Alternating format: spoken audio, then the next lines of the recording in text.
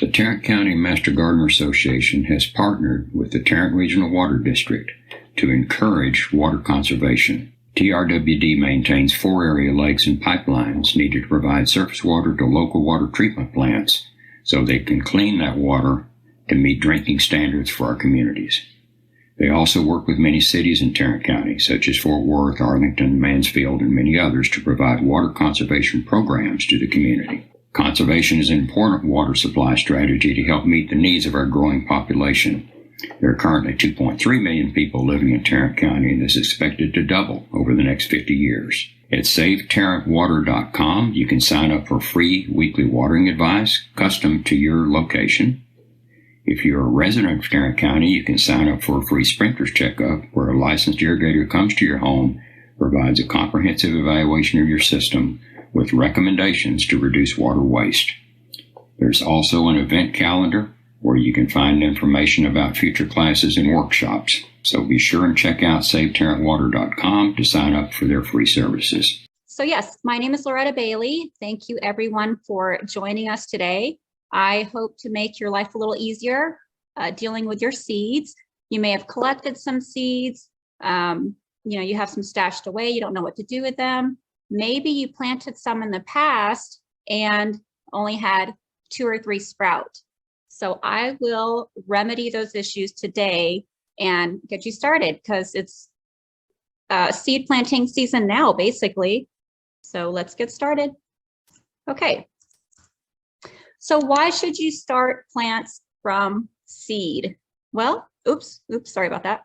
Save money, grow your plants economically. You can share with friends and family. You know, those packets that you buy at the store, like pictured on here, sometimes you'll have 50, 100 or more seeds. Who really needs all those? So what I like to do is plant them, share them with friends, maybe even just plant a quarter of the packet and give the rest to a neighbor. So you can do that and save a lot of money. You can get a jump start for spring. You can experiment and learn more about plants. Okay, one of the biggest problems that people encounter are plants that don't look healthy. They don't look like the plants that you go buy at Home Depot and Lowe's and Callaway's. They're like, why are my plant leaves so small? Why are they so tall and skinny? They just don't look healthy. Well, the main culprit is inadequate sunlight. You need a lot more sun, more than you think. Usually a window is sometimes it's okay, it depends, but sometimes you just don't have enough sun in that window. You might feel like there's a lot of light coming through that window, but not necessarily. So what I tell people is go to that window, okay? Morning, during lunch, if you have time, and then in the evening. Find out how many hours that window is actually giving you to get a good gauge, okay? South-facing window is always best. Not north, because you're only going to get shade. West and east, you're only going to get part of the day's, part of the sun. So south is going to be basically all day sun. The problem is if you live in the city like I do and you have a neighbor really close, you may get shade, partial shade, even though you have that south window. You might have a tree near the house. So just because it's a south window doesn't mean that you're going to get all the sun that you need. So I recommend, if you do have those problems, get a grow light. They are not very expensive. You can buy them on Amazon, practically anywhere online, even at some of the stores. Go ahead and plug those in, use them. A lot of people, even if they do have a good window, they'll still use grow lights because they've seen the difference in how their plants react. The picture on the top right is a light that has blue, white, red spectrum. I've had a lot of good luck with those. Of course, they're not usually huge, so you're going to have just a few plants. And the picture on the top is, going to give you a little more. They're fluorescent grow lights. You can set those up on shelves and basically create a big, like a grow house. So I do recommend the lights. Like I said, you don't have to. You can still grow plants in your window and be successful. You're just not going to have super healthy, lush, brag about it type of plants. Another thing I recommend is getting an automatic timer. When I used grow lights at the very, very beginning, years and years ago, I got tired of having to turn it on and then turn it off at night, turn it on. Some days I would forget. So you do need to get a timer. And again, like I said, 12 to 14 hours of that light is going to be best for most plants. Okay, look at this left picture. Okay, leggy plants. That's what I mean by leggy growth. And then look at the difference in the right, lush growth. Okay, the ones on the left you've probably seen. It's nothing to brag about. Okay, you don't want to show your friends those plants because you're embarrassed. The ones on the right, wow, come check it out. These are healthy plants that I'm super proud of. The grow lights will give you this type of result. Okay, a lot of times just growing them in the window will give you the result on the left. Not to say that's always the case. I've had success just growing plants in my window, but my south window, I only have one tiny little south window. I need a lot more than that. So the grow lights have definitely helped. They are not super expensive. So if you are really serious about starting your seeds indoors, I highly suggest investing in one. Okay, so planting the seeds. Seed starting mix. I do recommend that mixture. Okay, you can use any potting soil, but seed starting mix is going to be more sterile, especially if you've had problems in the past where you see fungi growing or you don't see a lot of germination. You know, that can be other factors too. Other variables may be present, but seed starting mix is going to give you the best results. You're going to have less pathogens and problems, less fungus, bacteria, mold issues. So I do recommend that you buy the specific seed starting mix. I'll show you some examples after this on some different products that you can buy from the store. But like I said, you can use regular potting soil. It's up to you. But if you've had a lot of problems with damping off, which we'll talk about later, you may want to invest in this special seed starting mix. You also want to plant your seeds at the right depth. I've seen a lot of people kind of not understand this. They just think you have seeds, throw them in the ground. No, no, no, that's not the case. Especially if you have little bitty seeds, you know, generally speaking, not always the case. The bigger the seed, the deeper it goes. But like I said, not always the case. Make sure you do your research on that. If it's a tiny little seed, it's most likely not going to have to be planted very deep. Okay, sometimes you just throw little bitty seeds on top of the soil and just gently step on them or gently sprinkle some soil on top.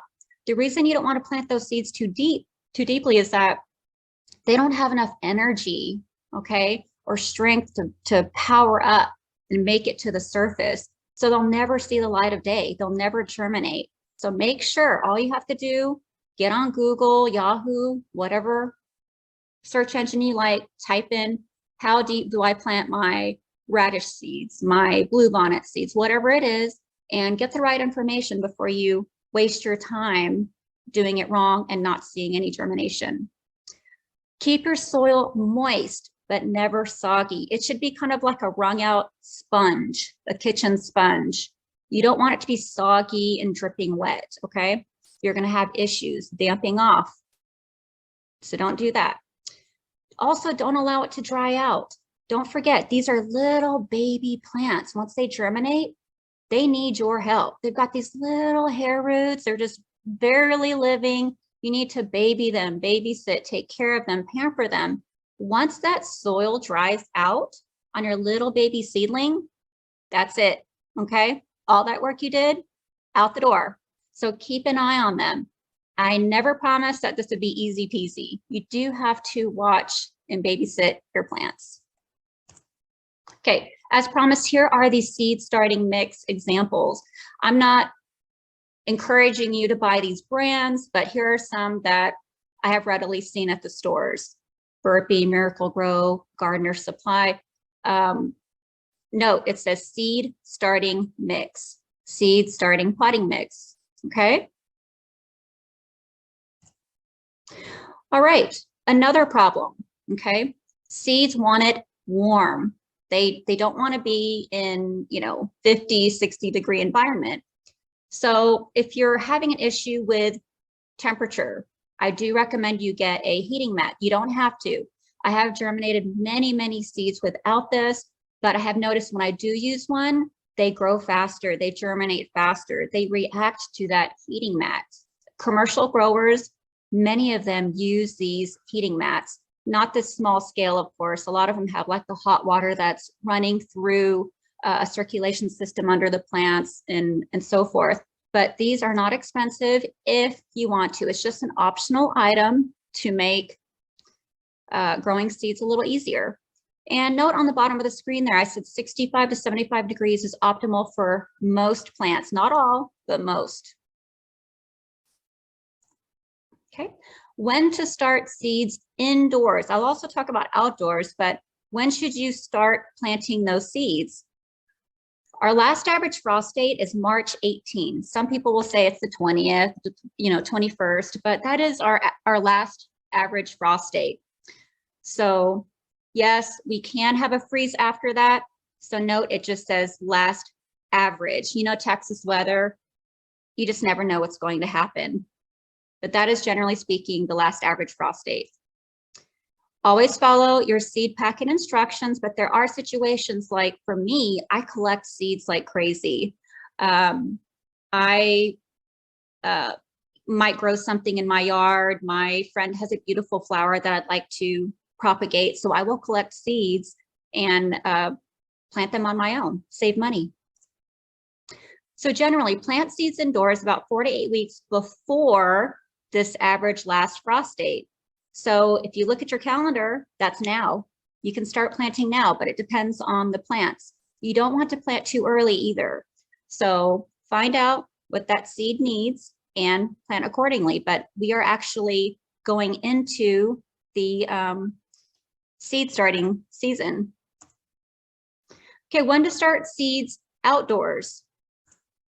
Spring through late fall. You can even plant some seeds in the winter, like greens, Asian greens, things like that. I'll show you a veggie planting calendar coming up. But yeah, you can basically start seeds just about any time of year. Again, check the seed packet instructions because it does vary by plant. And honestly, some seeds are better sown outdoors. Sometimes it's not a good idea to start your seeds in your windowsill or in the house. Sometimes it's better just to wait until March or April, whatever that seed calls for, and planting them or sowing them directly outside. Some examples of ones to start outside that are recommended to start outside: beans, carrots, radishes, morning glories. Morning glories don't like their roots disturbed, so they don't really like the whole transplant process. Melons, cucumbers, a lot of those can break, and actually sowing them outside can give them a little more strength. Their stems can become a little more strong because they are in the outside environment where the wind can blow them side to side, and their stems actually get stronger that way. Whereas if you plant them in your house, they're protected, there's no wind gusts, or they're just sitting still, right? So it is better on certain plants to just start them outside. Let's look at these two seed packet examples. Let's start on the left-hand side, and you'll see right there, it says sow in rich, fertile soil after danger of frost, okay? Nowhere on that packet does it say start indoors. And then look below. We are in that region that's purple. It says you can start planting those in March, all the way up to October. Now let's look over here on the right, okay? This one, it says on the top right, start indoors in all caps. It tells you exactly what to do. And then if you look at the map on the bottom, see this word right here, transplant, okay? So when these little baby plants are ready, transplant them. We're right here in this orange area in March, beginning in March. You can plant those guys outside. So the seed packets definitely help. If you don't have the seed packet, like in my situation where I'm just always collecting seeds, just do a little Google search, okay? Or go to the library, try to find out when to plant that seed. Here is a very handy guide to have. You can get this online. It's so easy. Just go to online search engine. I just usually type in TCMGA for Tarrant County Master Gardening Association vegetable planting calendar. You will see so many, okay? But do watch out, because you don't want to get, let's say you find a colorful one that you really like. Well, that one might be for Hawaii. That one might be for Kentucky. Our zones are completely different. So be sure that it's for our area, our zone, before you utilize it, okay? This one right here that I pulled up recently is Collin County Master Gardeners, McKinney. So, okay, we're in the same zone, so I know this one will be safe. So you can use this. And if you look to the left here, it'll show you transplants, seeds, transplants here. Let's see, Swiss chart, it says seeds or transplants. And look, these are the times when you can plant them. All right, so let's see, right now we're in January. Look at this. So January going into February, you can plant your Asian greens, asparagus, and down here your fava beans, your cool season greens. And in February, there's a lot you can plant. So very handy. Just write that note down. After this seminar, you can Google it, print it up. Very, very handy. My students at TCC in our gardening class love this calendar. All right, types of plants and definitions. This is very elementary, but I want to talk about it because I don't want you to listen to this presentation and waste your time collecting seeds that you shouldn't be collecting, because it's a waste of your time. There are better ways to propagate plants. Sometimes it's by root division, sometimes it's by cuttings, sometimes it's by seed. Okay, annual. Annuals, as you know, only have a 1-year lifespan. Okay, at the end of the year, they're gone. Biennials, they take about 2 years to complete their life cycle. An example of a biennial would be a dianthus flower. Okay, perennials, as you know, return year after year. Sometimes you can come across a tender perennial. An example of that would be the hibiscus. There is a tropical hibiscus. That one is tender in our area. So you better dig it up and bring it in, or keep it in a pot. It's going to die. Okay. A hardy perennial would be its cousin, the hardy hibiscus. You can leave that guy outside. It will pop back up in the spring for you. Excuse me. So why I bring this up is because if you have an annual, okay, let's say you've got violas or pansies, a lot of them will actually self-seed and return the next year. But let's say that you want to save some money, collect those seeds. Great. Annuals are a great one to save seeds from. Biennials too. Now, when it comes to perennials, think about this. It wouldn't make sense to save canna seeds, right? Those of you who have grown cannas know you plant one and then sometimes you go into regret because you planted it because they spread so much, or maybe you love it. But obviously, because they spread so well from their root, all you have to do is dig one up, break it apart, break the root apart, plant it somewhere else. You've got another canna. So in a situation like that, don't save canna seeds. Same goes for irises and such. Plants like that, it just doesn't make sense to save those seeds, okay? Okay, seed suggestions and tips. Let's take a look at these pictures first. Okay, the top left, I see plant names and the date planted. That's a very good example. On the top there, repurposing egg cartons. This picture here, you normally see those at Home Depot and Lowe's, the little seed planting trays with the lid, the clear plastic lid. Bottom left, those are Keurig coffee containers, the little pods. And when you make your coffee, it actually punctures a little hole at the bottom. So all you need to do is actually rip off the lid and the little mesh inside, put that coffee in, and usually the mesh is biodegradable, not always, and throw that in your compost. It's actually better not to use these at all because the plastic is, harmful to the environment. It does say it's recyclable on the bottom, but if you do use these, go ahead and reuse them. They're great seed trays. Just put a little old cookie sheet on the bottom or any kind of tray, and you've got your own seed starting kit. The picture on the bottom here is seeds that I collect. Do not collect seeds and put them straight into plastic. They need to dry completely. Let's go ahead and get my list going here.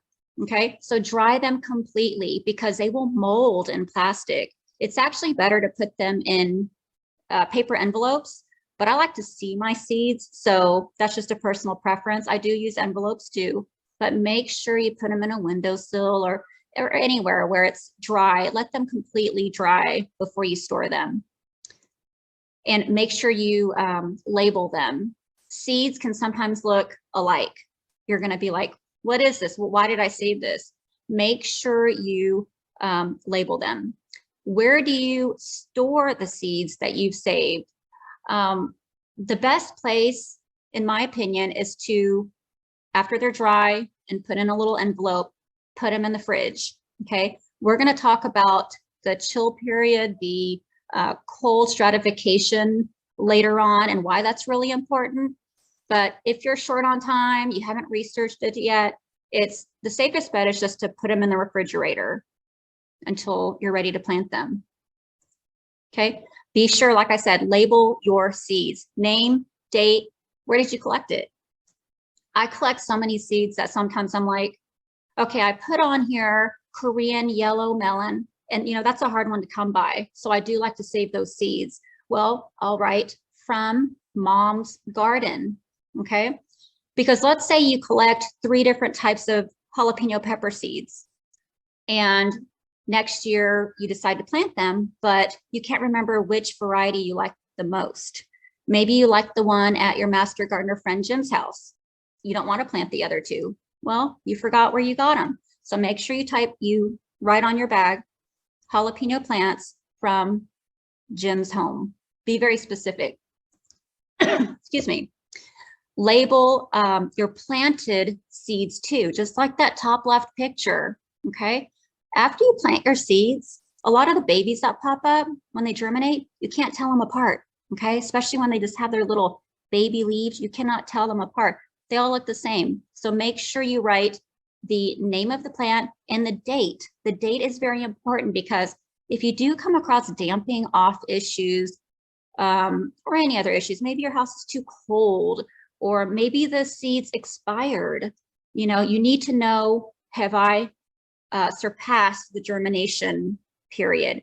So when you look online or when your packet says germination in 7 days, if you don't see little green babies by day 8, 9, 10, something is wrong. So quit wasting your time on that. You might have to go back to square one, find out what you did wrong. But because you're here with me today, you shouldn't have any of those issues. I'm going to go through all of those problems coming up. So make sure you label your planted seeds, okay? And put the date on them. Use the repurposed containers to save yourself some money. This container here, I said here, cover with clear plastic to help them germinate without drying out. Sometimes the very top layer can dry out, especially if we forget to water diligently. So this little plastic cover can help. It can create like a greenhouse, little warmer and moist environment to help those seeds germinate. Once you see green appearing little baby plants, remove that lid. It's tempting to leave it there, but you need to remove it, okay? Because having a super damp environment, especially on the surface, is going to give you trouble. You're going to get the damping off issues, the fungi, the mold. We'll talk about that soon. Okay, seed viability test. Some of you probably know this, but I'm going to go over this for the newer gardeners. If you have some seeds that are old, or you've bought some packets in the past, never planted them, you meant well, it's been 10 years. You may want to test the viability of those seeds before you go through the trouble of waiting and planting them in your garden. So what you're going to do is put those seeds between two pieces of wet paper towel. Okay, so the wet paper towel basically acts as your faux soil, your fake soil. And you're going to put it in a sandwich bag, just a regular Ziploc bag, zip it up. So it's a little greenhouse environment. Okay, the seeds sandwiched in between the two paper towels. Put it aside and write on there, cucumber seeds, January 30th. Make sure you're specific because you might forget what it was. You might be testing 10 different seeds. You need to know which one it is. Obviously, if you planted beans, you'll know they're beans, right? But go ahead and label them. You can also do it this way as shown in this picture, just wet paper towel, put the seeds on top, and then put plastic film on top, saran wrap on top on a big plate. Label, write down all of your plant names, and then label the date. And let's say that you only have, let's say you planted 10 seeds of one particular plant and only 5 of them germinated. Okay, only half, that's 50%, right? You don't have to throw those out. As a matter of fact, all of these seeds that sprout from your seed viability test can be planted out in your garden. You don't have to throw them away. You can start over if you want, but go ahead and plant them. But let's say only half of them sprout. Well, if you're supposed to put, let's say 3 in each hole, when you plant them, double it up, put in 6, okay? That way you know you'll at least get the proper amount of plants coming up. You might want to even do more than that. Maybe throw 10 in that hole if you've got plenty of them. Why not? So that's how you do a seed viability test. Now, if you have 100% seed viability, good for you. Plant accordingly, according to instructions. You're good to go. All right, scarification, okay? Some seeds have a very thick coating. It protects them, okay? From wind, from outside threats, from animals. So sometimes you kind of have to encourage it to germinate. So scarification is physically damaging the seed's shell, as shown in this picture here. There's some pliers and a little knife nicking the outside shell. It increases the germination rate. And like I said, helps it break through the shell. Examples are morning glory, mountain laurel, water lotus, and even bluebonnets. Now, bluebonnet seeds are small, so you're not going to use pliers and a little knife. I'll show you all the a long list of different scarification techniques right here. So let's take a look at these pictures. The top left, they are soaking it in warm water, sometimes hot water. Do your research and find out what that seed needs, what it reacts best to. The top right picture is, I had a lotus seed and I used my nail file and just filed it down. Make sure you don't damage the eye of the seed.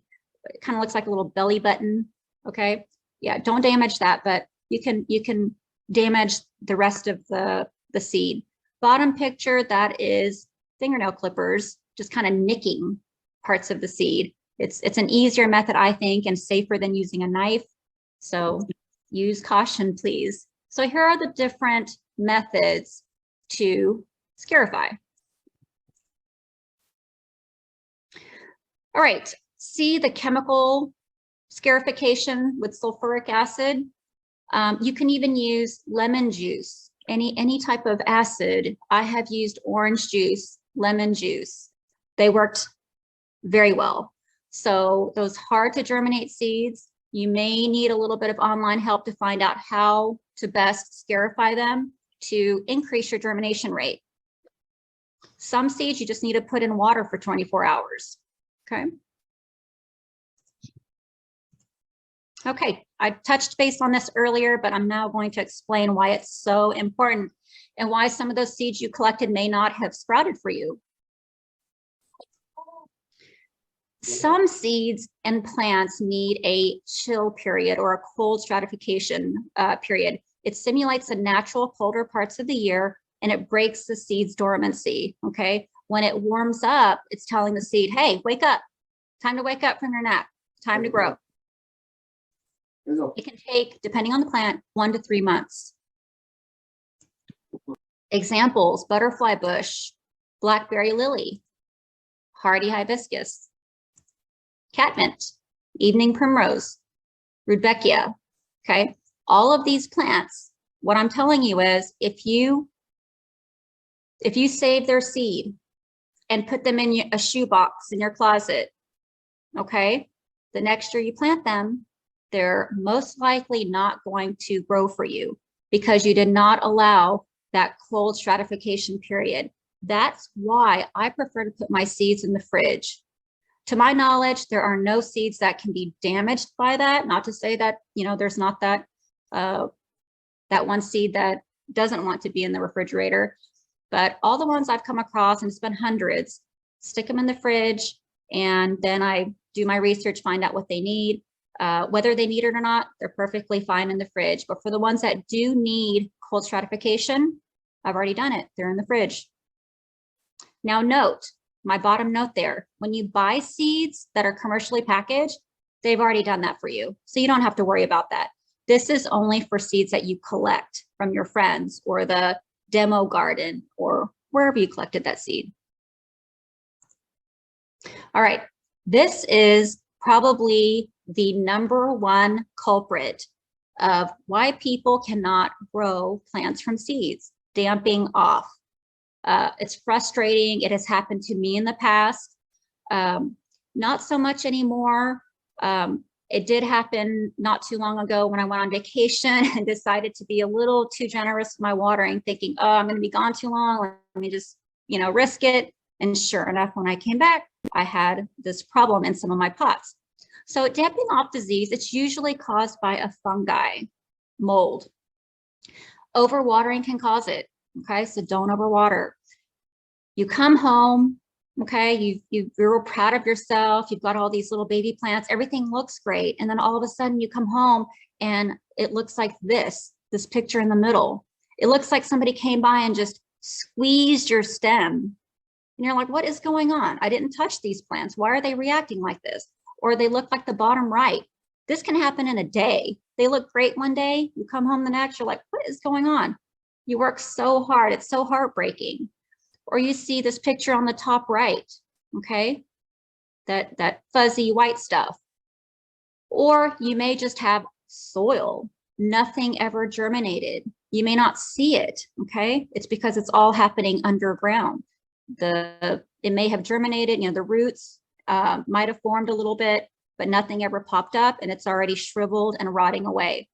So this is what the fungi, the mold causes. It's called damping off disease. We want to avoid this, and I will show you how next. The biggest thing to remember is to prevent it in the first place. So that means you will have to clean, clean, clean. Start right from the beginning. Clean and sanitize your pots, your tools. I like to use a 10% solution of bleach and let your pot sit in that water for 30 minutes. You can also do Lysol. I also sanitize my tools, even my little pencil or chopstick that I use to actually plant the seed. I will actually sanitize that too. Wash your hands or wear gloves. Where have your fingers and hands been? Okay, all of that can transfer to your soil and just cause havoc, okay? So pretend like you're about to do surgery, seriously. It should be a sterile environment, okay? We said this earlier, use specific seed starting mix, especially if you've had problems in the past. Go ahead and start right. You don't have to, you can use regular potting soil. Okay, water your plants from the bottom. avoid wetting the leaves and the top of the soil, okay? You need to have a saucer underneath your pot, water down there and let the soil soak it up slowly. That's also a good reason, a good idea, generally speaking, for seeds, because if you are heavy-handed and water from on top, your seeds, especially the ones near the surface, can just go all over the place. And then they might end up on the edges of the container where they can dry out faster. So be real gentle, do a very light mist or water from the bottom. Good drainage. Be sure your plants are never sitting in water. That's when you're going to have the bacteria, the fungus, and all those issues. Fungus gnats can also transfer disease. You don't want that. Good air circulation. It's also a good idea, not necessary, but if it's a real stagnant room, you might want to turn on a small fan. Keep the air moving. An old trick is to sprinkle some cinnamon on the soil right after you plant some seeds. I do it, not all the time. That's up to you. It's just an old little trick that you can try. Okay, so let's say you've done everything, you know, maybe it was a surgical, sterile environment, but you couldn't hold a sneeze in, okay? And so you sneezed everywhere. So you're thinking, okay, I already did all this work. I've still got to grow these seeds. Well, who knows? Something can happen and you've got a mess. You've got this damping off going on. You see the signs. Well, it's usually too late if you see the symptoms, okay? But I will say that I have remedied some issues. Remember that time I went on vacation, watered too much, came back? Well, if you act quickly, you can sometimes save them. Not all the time, but this is what you do, okay? Like I said, it's usually too late if you see the death, the fungi and all that stuff going on, but give it a try to salvage. Manually remove what you can. Because they're going to be small little pots with small little babies, what I did was just use a little toothpick and just kind of pick up that fuzzy stuff where I could, chunked it, okay? Create better air circulation. Recheck your watering habits. Don't continue what you've been doing because it didn't work.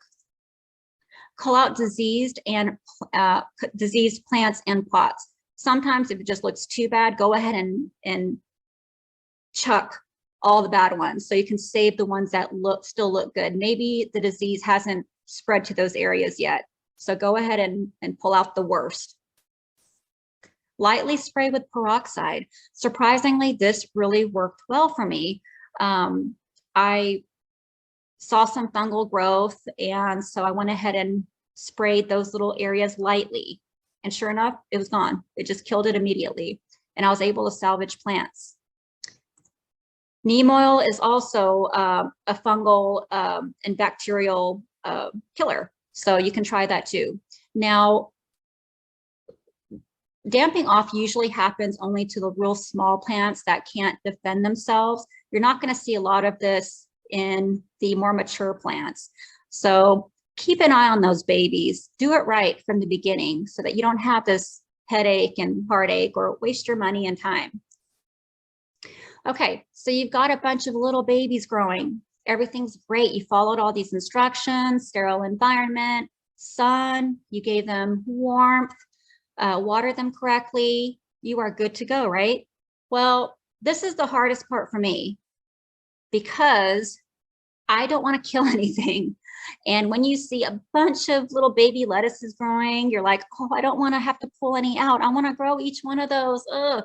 Well, you have to do it because if the babies are growing too close together, they're competing for the same nutrients, the same water, the same sunlight. So it's known as culling. You have to pull out some of them to make room for each one. The back of your seed packet will usually tell you how to thin. You may have to Google it, but it's something that you have to do to be successful, because if you don't, you'll have stunted growth. It won't be worth your while. So you do have to cull. Okay. Okay, look at the picture on top. Okay, there's two different techniques. The picture on top is a person using their fingers to gently remove some of those seedlings, okay? I don't like that because let's say you have two different plants together side by side, okay? They're crowded, you're pulling one out. Well, when you pull one out, that's great, but then you're ruining the roots of the one that was next door to it. So I like to use little baby shears and just go in and lop the tops off of the competing ones. And it's just the little baby roots cannot survive and regrow it. So you're good to go. It'll shrivel up and die. And the one next to it that you meant to be there will continue to grow and flourish. I've done this. Sometimes you can divide them, but you have to be so ginger and careful. You can use a little baby fork sometimes and just kind of pull it up and gently pull it apart and replant them. It takes a lot of time. So if you are retired, have a lot of time on your hands, you may want to do that. Me, I just like to go in and cull with the scissors, even though it's heartbreaking. Also, make sure you cull out the smallest ones. Don't cut the big ones thinking, oh, the cute ones, the little cute ones, I need to give them a chance. No, the big ones are big for a reason. They're the strongest, okay? So leave those, leave the biggest ones, the strongest, biggest ones, and cut the little ones to minimize competition. Okay, look at the back of these seed packets. The one on the left first. See right there, it says thin, 2 to 3 per group. Tells you right there. And then over here on the right, it says 1 to 2 per hill. It tells you. And again, if you don't have a seed packet, because it's a collected seed, look online. Surprising what free information you can get. Okay, after true leaves develop, okay, take a look at this picture. Look at the seed leaves. Those are the two that pop up first, okay? Then you end up getting some true leaves that look more like a parent plant's leaves. After you get a true leaf, start using a balanced fertilizer at half strength weekly. Your seed mix soil should have enough fertilizer and nutrients in it, but once you start getting those true leaves, go ahead and give it a little boost. Go ahead and do a half strength. Okay, gently and lightly brush the tops of plants to strengthen the plants. What I mean by that is use your hand and just kind of lightly pat the tops of your plants or kind of gently give it a little, you know, a brush. Don't tear them up now. You've worked too hard. Just gently kind of do that, because what it does is it simulates the wind and it helps to strengthen the stems of those plants. So like I said, be very ginger and gentle, but give them a little exercise, okay? Because you want these plants to be strong. You want them to be to have the best chance possible when you throw them outside in the real world. Continue to water correctly, provide good air circulation, etc. Don't just start ignoring them because everything went well at the beginning. They still need your help. Okay, if you use a pot like on the top left, peppers, those are teeny tiny little pots, okay? You may need to bump them up. They may not be ready to go from this stage directly outside, okay? They're too small. Go ahead and bump them up. Bumping up means moving them to a larger container, okay? Now, always bump them up to the next size container, okay? So this illustration here from left to right is a good bump up. You would never want to put the plant on the left into a gallon container, because that's just too much soil for this poor little plant. And it's going to end up getting soggy, because when you water it, it's just too much water. That little plant doesn't have enough roots to uptake all of that excess moisture, and you end up with a soggy, bad environment for the plant. So always just go up to the next size pot. Don't be greedy. Okay, so your plants are ready to plant? Are they at this stage? No. One more step. You need to harden them off. I've seen so many people, they're excited. Everything grew so well. They're lush. They've been under grow lights. So they think, oh yeah, they've been in my sunny window. They've been under grow lights. I'm going to put them straight outside. No, the sun's rays, the intensity is way stronger. Okay.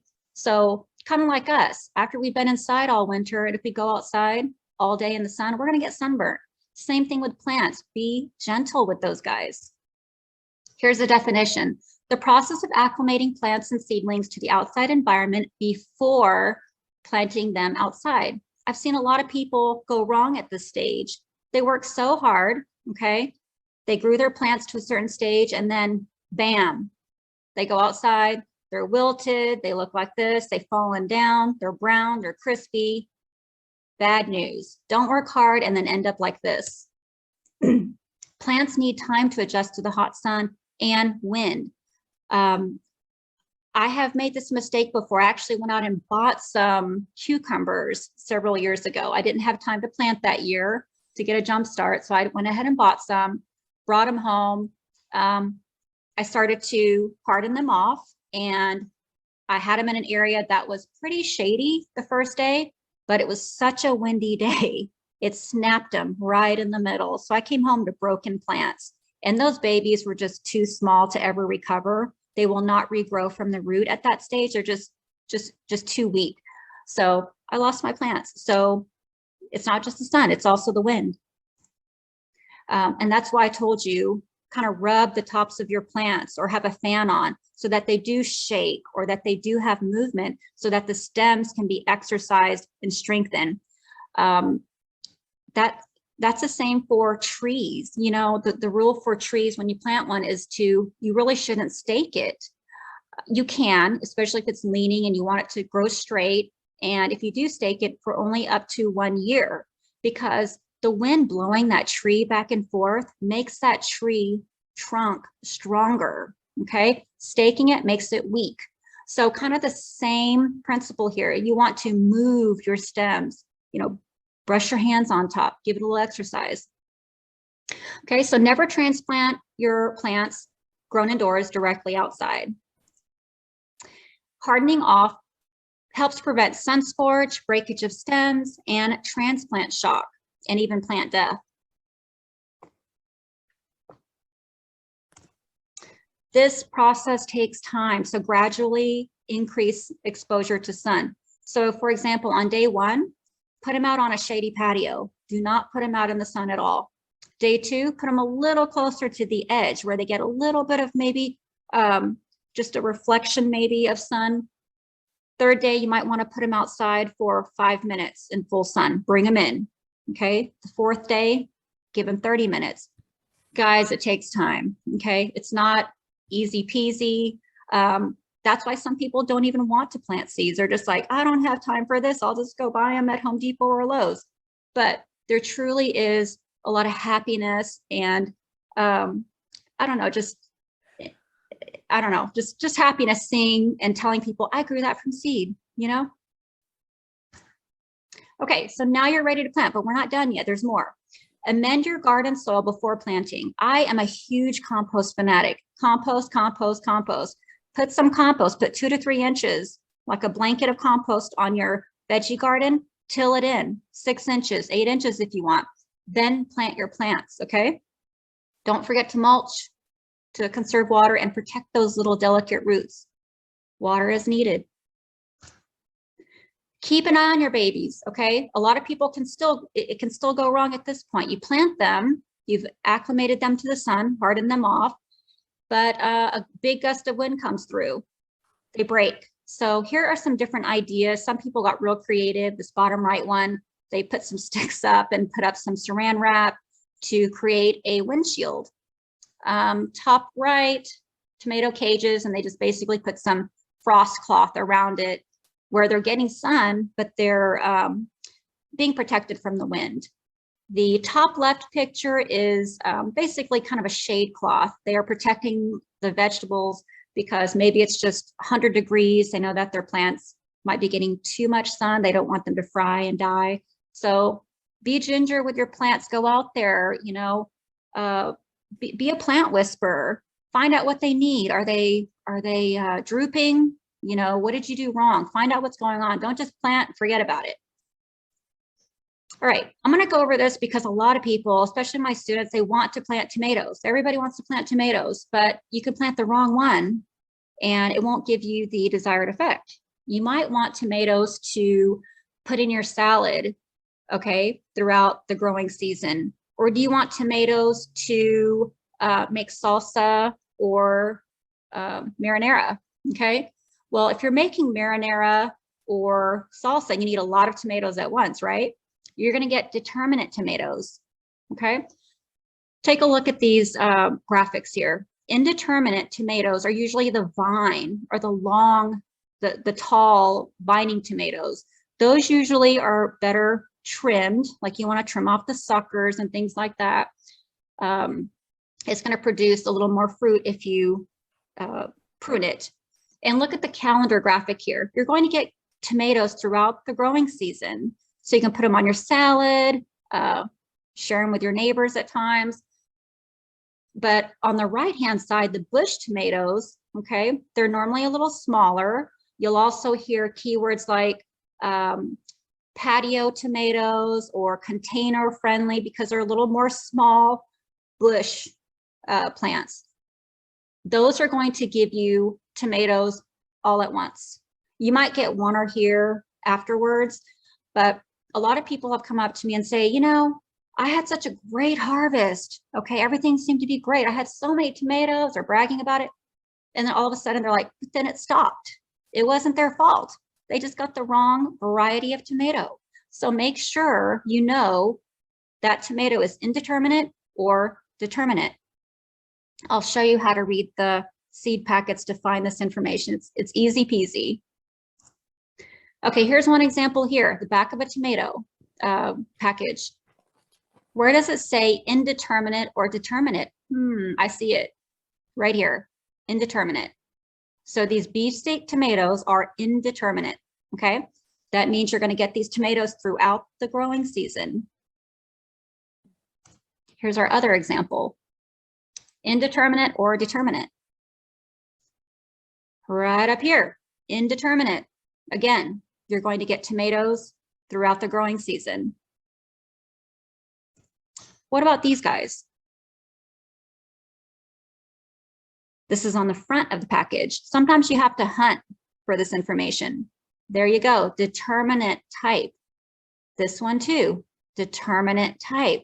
So these are going to be great. Determinate is, again, great for canning, for salsa, when you need a bunch of tomatoes in one big wham, okay? One concentrated season. The other ones, the indeterminate, are going to be better if you want tomatoes sporadically.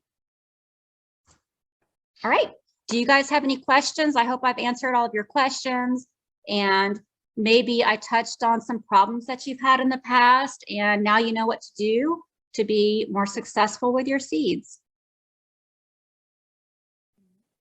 Loretta, there were two of them in chat that I saw.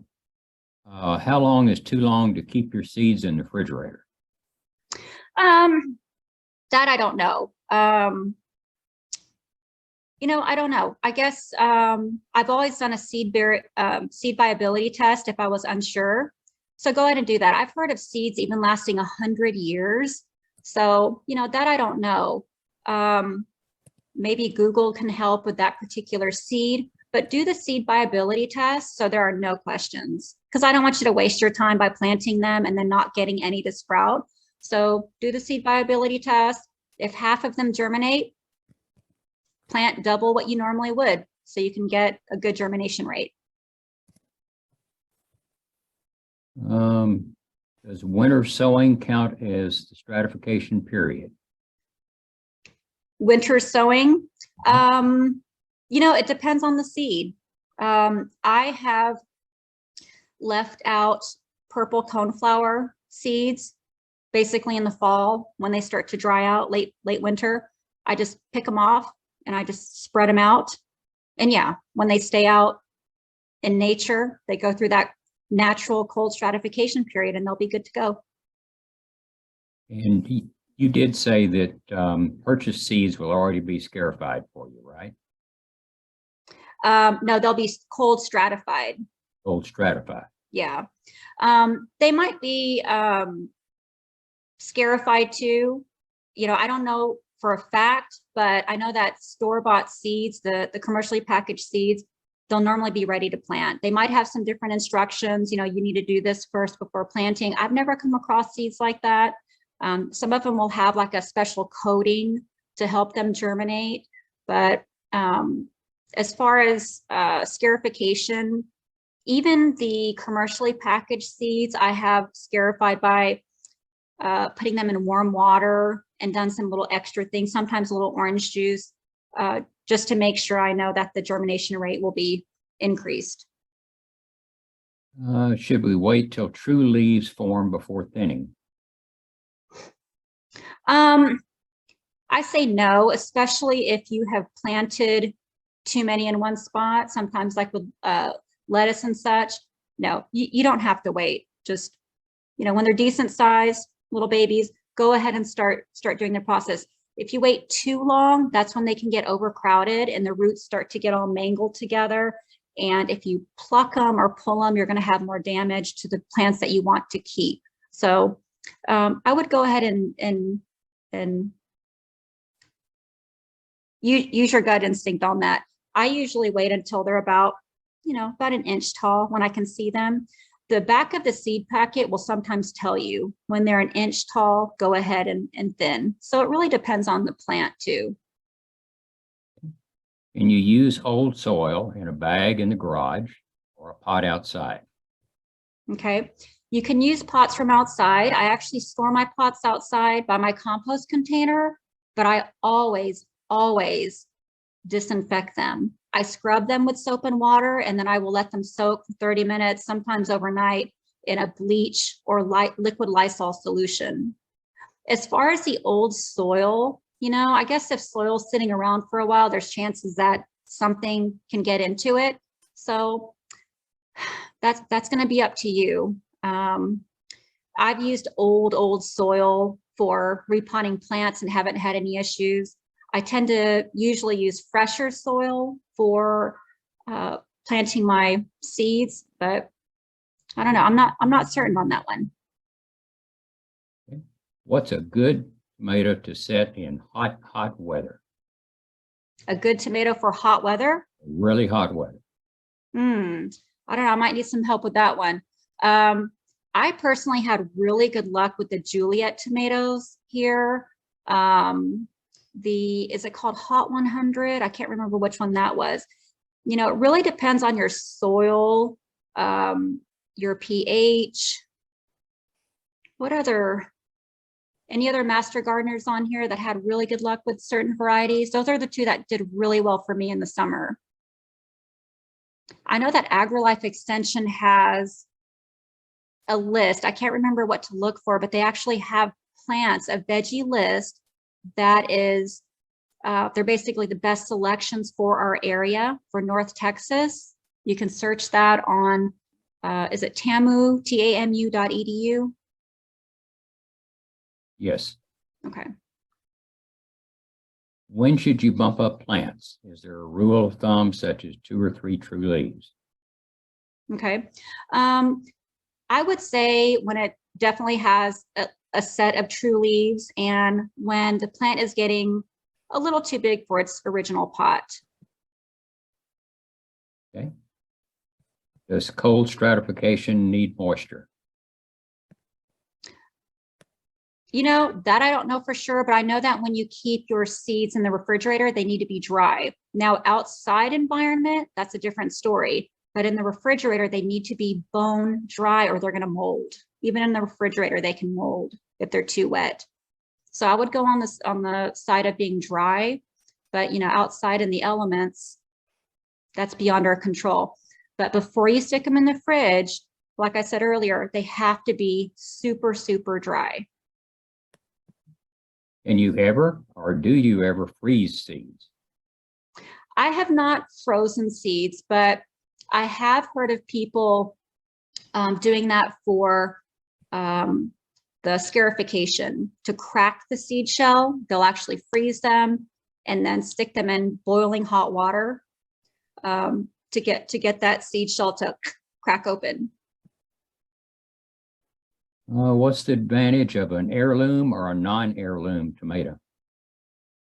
That I don't know. I don't know the answer to that one. I don't either. I know that there are special heirloom type seed calendars. Maybe they're passed on from generation to generation. You know, I don't know. I don't know what the benefit of that would be. Okay. Just want to let everybody know that the evaluation link is available in the chat. So if you could please go ahead and do that evaluation before you leave this evening, we would really appreciate it. I think Nancy will probably also send you a link to do the evaluation if you forget to do it here. Yes. Quick question. Should you moisten the soil before planting seeds? Yes, I do. I actually water it really well, because if you plant your seeds and then you water it, what if it's not sufficiently moist underneath? Okay, so when I initially plant my seeds, I will give it a gentle sprinkle on top. But then after that, I always water it in the tray and let it soak up slowly. So yes, I do. Also, when I propagate like cuttings and such, I always moisten my soil before I do that, just to ensure there's moisture there where it's needed. Any recommendations for keeping an outdoor greenhouse warm enough to germinate seeds? The heat mats state they only increase the temperature 10 degrees above the air temperature. You know, I don't have any experience with greenhouses. I know that TCMGA has some classes, maybe not this year, but I know those are in the works, or that we've had them before. I couldn't answer your question on the greenhouses. Yeah, usually they're just going to tell them to use some type of heater that you can set to a temperature where if it gets below a certain temperature, you keep it warm. Okay. Well, but I will say, I'm going to jump in here. I will say, you know, and Pat can jump in actually, in her greenhouse, you know, they don't have additional heat when there isn't anybody there, but they use those heat mats to germinate the seeds. Okay. Pat, are you still on? Do you want to address that? What was the question? Dick, would you repeat the question? Talking about the heat in the greenhouse. Yes. Yeah, the question was, how do you keep an outdoor greenhouse warm enough to germinate seeds? Because the heat mats say they will only raise it 10 degrees above the air temperature. Like Nancy said, we use these heat mats. They're about 18 by 4 feet long. And you have to have a special controller to plug them into. We're also looking into heaters that's thermostatically controlled, so that the greenhouse and the garden can be warm when it's really cold. And Okay. that's Thank you, about Pat. it. All right. But thank you have had good luck with the heat mats to germinate seeds. Oh, yes, yes. On the question of the best tomatoes that handle the heat, Teresa Day Fickle is a vegetable specialist. She says most cherry tomatoes will do well in the heat. And the Porter tomato is also a good one for the heat. Mhm. Let's see. Trying to see if there's any more. Can I ask a question? Sure. Last year I put some ants killing granules in one of my 2x2 beds that I have there for to plant herbs in, and I just cleaned it out. I didn't take out the dirt. I just replenished it to plant some stuff in again. Is it safe to use with those granules been in there last year? Sorry, I could barely hear him. I put some ants killing granules in one of my little beds that I have last year. And I want to know, is it safe to use it without removing the dirt? Can I use the same dirt that's in there? Do I have to take all the dirt out of there? If you're using old dirt, there's an increased chance of pathogens, just bad things being in that soil. And germinating those seeds, you know, you could come across some issues. So I wouldn't use old soil personally. Not that it won't work, but I wouldn't want you to come across any issues. Right. Right. Loretta, I think what he was asking was he had ant That's killer, for the ants. ant killer. Oh, ant killer? granular ant Yeah. killer, and he was Oh, concerned okay. that he would not to reuse that. Yes. Okay, can you reuse old ant killer? No, No. I said, can I use that same bed that I put the ant killer in to plant in? Gotcha. You know, I haven't had any issues with that. I've had to use ant killer too in certain situations, and I've planted and never had any issues. Has anybody had any experience with that? I haven't had any problems personally. Whenever I've had them in our community garden, we were taught to use orange oil as a Mhm. soak because that was safe to use with around Mhm. vegetables and stuff like that. I use ant killer, the granules that, that's why I'm kind of concerned whether it's okay to use it or not. Do you still have that package with a number on the back where you can call them just to make sure there's not an ingredient that might be harmful? Yes. I Because still there's got so the many pack. different brands. Yeah, I would call them just to make sure. Okay, thank you. That's good. And you might even read on the package that where it may say, say not safe, to use in soil where you're growing, consumable products. Oh, okay, that's beautiful. Thank you very Yeah. much. I will do that. There was a question, Loretta. Everybody really likes your presentation. Thank you. Jen wants to know if you ever teach school-age students. I haven't. I am currently teaching TCC senior education, and they're all 55 and up. So I have not taught the little kiddos, but I know many master gardeners who have, and they love it. I just haven't done that yet. Okay. Loretta, I see it's the question from Jim. She attended one of our vegetable gardening classes with Yes. Teresa Day Fickle, and she teaches a life skills class, I think up in the north of Azle area. And I think she was wanting us to have a guest speaker is what she was asking about. Okay. Let me give you the number for TCMGA's hotline, the Master Gardeners hotline that you can call, and they can put in a request for the Speakers Bureau. And you can even ask for me if you'd like. I'll be happy to help you. We also have a bunch of other public speakers that can come out to talk to you. So just let us know. The number is 817-884-1944. So 884-1944.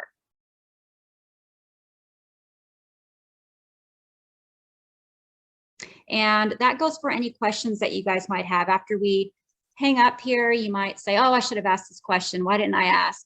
That phone number is there for you. It's absolutely free. Call us Monday through Friday, and a master gardener like myself will answer the phone and try to help you out. If we don't know the answer, we don't know all the answers to your questions. There might be a specialist. We've got so many people at our disposal who we can ask. We've got other master gardeners. We've got agriculture extension agent. We've got pathologists. So many people that we can ask questions and get you a good answer. So give us a call and we can definitely help you with your gardening questions. Can you repeat that number again, please? Yes, 817-884-1944. Thank you. You're welcome. Someone did post that ant killer can cause distorted growth of the plants, especially if you use too much of it. Okay. Yeah, I'm like you. I like to use the orange oil and more of the organic methods, especially around my food and especially around the compost bin. Diatomaceous earth I like to use just on the ground, just sprinkling it around the veggie garden and such. I don't like to use the more toxic forms, just because if I'm going to eat those vegetables, I don't want that too close to my edibles. You're just messing it up. Okay, I'm going to take it out. Okay. Any other questions? Any other questions for Loretta? Great job. Thank you very much. Thank you. Thank you for having me, and thank you everybody for coming tonight. I appreciate you guys.